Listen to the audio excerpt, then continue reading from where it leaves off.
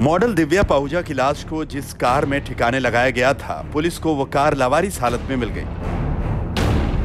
Car के साथ साथ पुलिस कई सवालों को बटोर कर इकट्ठा कर रही। कहां है दिव्या पाहुजा की लाश? क्या दिव्या की लाश को नदी में ठिकाने लगाया गया? क्या पुलिस को गुमराह करने के लिए BMW कार नहर किनारे छोड़ी? कहां है लाश को ठिकाने लगाने वाले अभिजीत के गुर्गे? कहां है दिव्या का वो फोन जिसमें अभिजीत की तस्वीरें? जब तक इन सवालों के जवाब नहीं मिलते, गुत्थी उलझी ही रहेगी।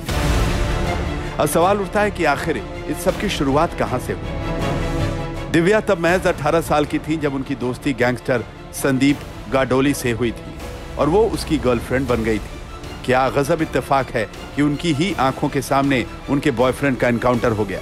गैंगस्टर का एनकाउंटर हरियाणा पुलिस ने किया, लेकिन मुंबई पुलिस ने उसे फर्जी करार दे दिया और गैंगस्टर के कत्ल के इस मामले का इल्जाम सिर्फ हरियाणा पुलिस पर ही नहीं बल्कि दिव्या पाहुजा पर भी लगा और दिव्या गिरफ्तार होकर जेल भी गई और पूरे 7 साल तक सलाखों के पीछे रही।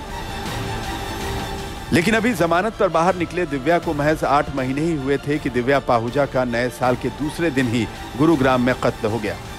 होटल के CCTV फुटेज में दिखाई दे रहा है दिव्या पाहुजा और होटल के मालिक अभिजीत और एक और शख्स के साथ बकायदा दिव्या पाहुजा इस द होटल सिटी पॉइंट के इस जगह पर दिखाई दे रही है। उसके बाद कुछ देर पर यहाँ पर बातचीत होती है। उसके बाद दिव्या पाहुजा जो होटल ऑनर है अभिजीत, उसके साथ बकायदा यहाँ से ऊपर जाती हुई दिखाई दे रही है। उसके बाद कमरा नंबर 111 बुक किया जाता है। उसके अंदर क्या कुछ होता है, किस तरह से दिव्या पाहुजा की हत्या की जाती है, हत्या को अंजाम क्यों दिया जाता है, यह अभी तक राज बना हुआ है। कत्ल का इल्जाम दिव्या के नए बॉयफ्रेंड और 56 साल के होटेलियर अभिजीत सिंह पर है।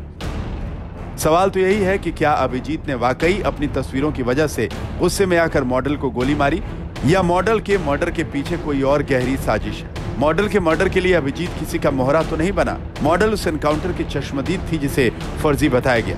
कहीं मॉडल के मर्डर के पीछे कोई और मास्टरमाइंड तो नहीं? ये सवाल इसलिए उठ रहे हैं क्योंकि पुलिस जिस कातिल को ढूंढ रही थी वो पहली चेकिंग के दौरान कत्ल वाली जगह पर ही मौजूद था और लड़की की लाश महज 3 कमरों के फासले पर पड़ी थी, मगर पुलिस बेखबर रही। इस बीच रात 11 बजे के आसपास अभिजीत ने अपने गुर्गों की मदद से दिव्या की लाश ठिकाने लगवा दी और पुलिस को पता तक नहीं चला।